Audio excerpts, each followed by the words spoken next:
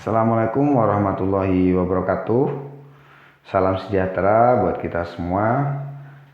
Mudah-mudahan teman-teman semua dalam keadaan sehat walafiat. Ketemu lagi dengan saya Ibnu Sofa di channel Cardiac TV ini. Kali ini kita akan membahas tentang sistem sirkulasi. Jadi sistem sirkulasi itu adalah salah satu topik yang harus kita pahami ketika kita belajar tentang jantung ya. Setelah kita belajar anatomi, kita belajar tentang sistem sirkulasi. Nah, seperti yang teman-teman lihat di gambar ini bahwa sistem sirkulasi, teman-teman nanti juga bisa baca di beberapa buku, mulai dari bisa namanya juga sistem sirkulasi ya, dari mulai dari atrium kanan, mulai dari atrium kiri, atau mulai dari ventricle kiri, itu sama aja karena nanti ujung-ujungnya adalah satu siklus atau satu sirkulasi ya. Pada topik kali ini saya tidak akan membahas tentang gambar ini, tapi saya akan mencoba menggambar ulang dengan tangan supaya nanti bisa lebih difahami bagaimana tentang proses aliran darah itu terjadi. Karena biasanya kalau kita melihat gambar yang sudah jadi seperti kayak di PowerPoint itu udah kita tinggal nunjuk-nunjuk saja karena alirannya sudah ada. Tapi kalau kita menggambar dari awal itu nanti kita bisa lebih paham alirannya bagaimana. Karena nanti kalau gambarnya salah, jadi alirannya juga akan salah. Nah, baik, kita mulai ya. Jadi sistem sirkulasi itu terbagi menjadi dua. Ada sirkulasi sistemik, ada sirkulasi pulmonal. Mana yang termasuk sirkulasi sistemik, mana yang termasuk sirkulasi pulmonal, nanti akan kita bahas ya. Jadi yang pertama adalah kita tahu bahwa darah yang balik ke jantung itu berasal dari pembuluh darah besar atas atau yang disebut dengan SVC, superior vena cava ya, dan darah kotor yang berasal dari FVC atau inferior vena cava. Nah, dari SVC dan SVC ini nanti dia darahnya akan masuk ke atrium kanan. Nah, ini saya gambar atrium kanan. Nah, atrium kanan. Nah, ini boleh saya kasih nomor, misalnya ini 1, ini 2, atrium kanan saya kasih nomor 3. Nah, setelah sampai di atrium kanan, dia akan melewati katup trikuspid menuju ke ventricle kanan. Nah, dari ventricle kanan nanti akan menuju arteri pulmonal melewati katup pulmonal. Jadi kita gambarnya runtut ya. Ya, kita gambar katup pulmonal dulu, baru setelah katup pulmonal nanti akan masuk ke arteri pulmonal. Nah, arteri pulmonal itu terbagi menjadi 2 ya, arteri pulmonal yang kanan dan arteri pulmonal yang kiri ya.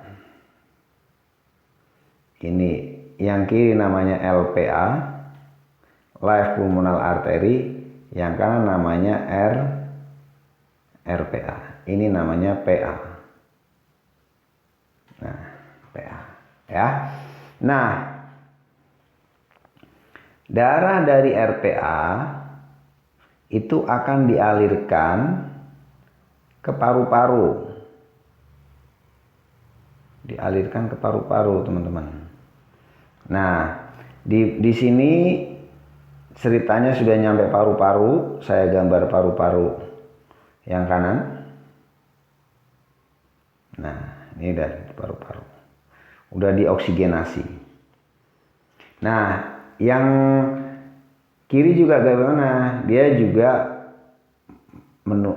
dialirkan ke paru-paru sama. Saya gambar paru-paru juga.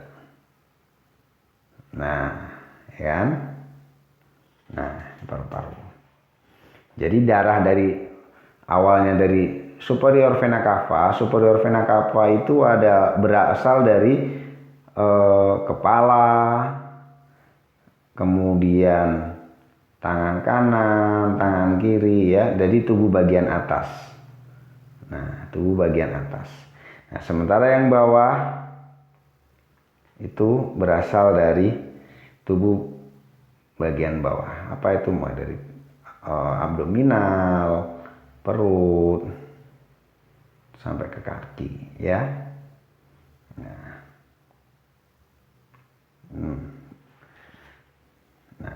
dia alirannya ke sini. Nah, yang saya gambar ini semuanya warna biru, artinya memang darah kotor. Jadi darah yang banyak mengandung karbon dioksida. Jadi darah yang setelah digunakan oleh tubuh bagian atas dan tubuh bagian bawah itu dikembalikan ke jantung, ya, dikembalikan ke jantung. Kemudian dipompa ke paru-paru untuk dilakukan oksigenasi. Nah, kita kan udah nyampe di paru-paru kan, jadi otomatis darahnya menjadi bersih. Nah, darahnya bersih. Setelah dioksigenasi di paru-paru, darahnya menjadi bersih. Yang dari paru-paru kanan nanti dia akan dikembalikan ke jantung. Ini darahnya udah bersih ya, jadi warnanya saya kasih warna merah. Kembalikan ke jantung kemana? Ke atrium kiri. Nah, ini saya gambar atriumnya. Yang dari paru-paru kiri bagaimana? Juga akan dikembalikan ke atrium kiri. Nah, masuk ke atrium kiri. Nah, ini udah masuk ke atrium kiri. Nah, dari atrium kiri akan dialirkan kemana? Melalui katup mitral. Ini saya gambar katup mitral. Dialirkan ke ventricle. Dialirkan ke ventricle kiri. Nah, ini masuk sini. Nah, dari ventricle kiri terus dipompakan ke aorta melalui katup aorta. Ini katup aorta.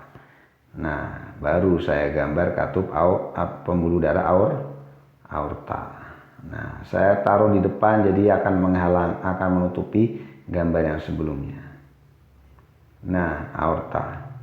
Aorta nanti akan ada 3 cabang ya. Nah, ini untuk yang ke atas.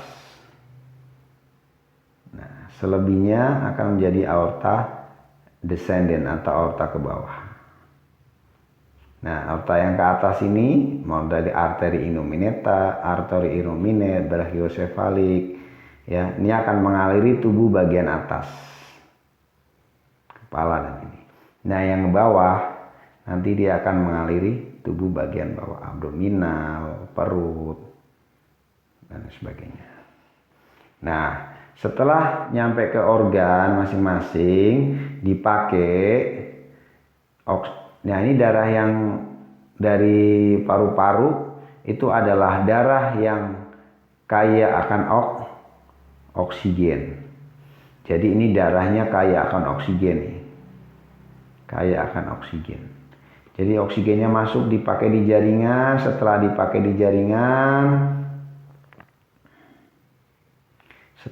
di jaringan, maka oksigennya dipakai di jaringan buat metabolisme. Hasil dari metabolisme adalah karbon dioksida. Tekanan oksigennya juga sudah rendah, jadi akan masuk ke dalam aliran vena. Ini yang biru ini aliran vena, ini yang merah ini adalah aliran arteri, ya. Jadi seperti itu kalau kita mau mempelajari tentang proses sirkulasi darah. Jadi ada sirkulasi vena, sirkulasi arteri, ada sirkulasi pulmonal, ada sirkulasi sistemik. Nah, mana yang disebut dengan sirkulasi pulmonal? Yang disebut dengan sirkulasi pulmonal itu adalah aliran dari RV ini, ya, dari RV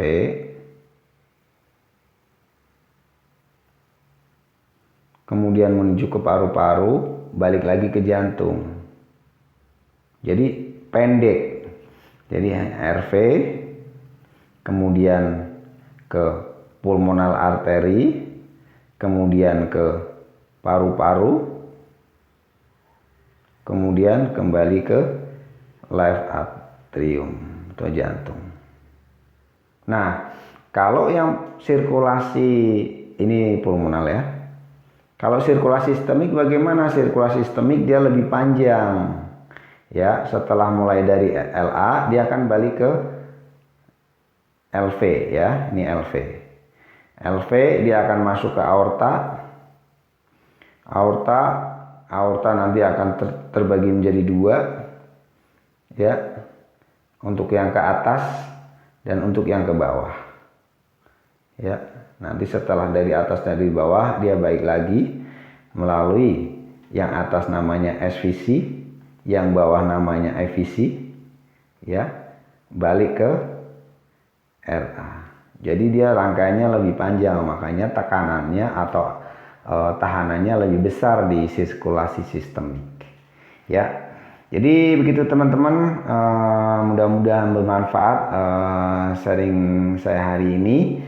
Jadi bagaimana cara memahami sirkulasi darah mulai dari sirkulasi vena, sirkulasi arteri, sirkulasi pulmonal, dan sirkulasi sistemik. Nah, jadi kalau harapan saya apa? Harapannya adalah setelah mempelajari ini nanti teman-teman jadi nggak pusing lagi atau nggak bingung lagi bagaimana memahami sirkulasi. Nah, sebelum saya akhiri, saya ingin menambahkan satu sirkulasi ya, yang mana sirkulasi ini sangat penting ya. Nah, jadi ini saya gambar pembuluh darah aorta atau aorta pembuluh darah besar. Jadi setelah dia menerima darah dari ventrikel kiri dari LV, dia akan dipompakan ke aorta, ya kan? Aorta dilanjutkan ke bagian tubuh atas dan bagian tubuh bawah. Nah, sebelum ke 3 cabang pertama yang atas dan dilanjutkan ke aorta descendens yang bawah, ada cabang pertama dari pembuluh darah besar aorta, namanya adalah arteri koroner. Arteri koroner ya, coronary artery.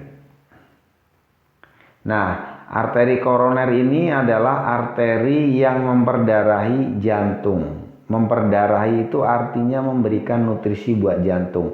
Jadi biasanya teman-teman pada bingung nih, jantung ini dapat darahnya dari mana? Bukan darah yang berasal dari SVC dan EVC. Kalau darah yang dari EVC dan SVC itu darah yang hanya melewati ruang-ruang jantung tapi tidak memberikan nutrisi.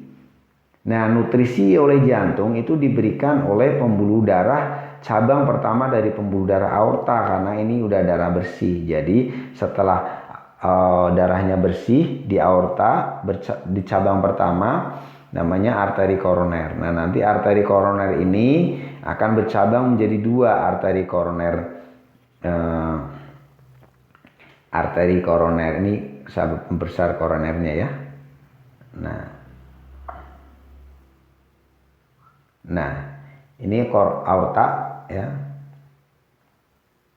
Ini LV. Nah, cabang pertama dari koroner itu adalah arteri koroner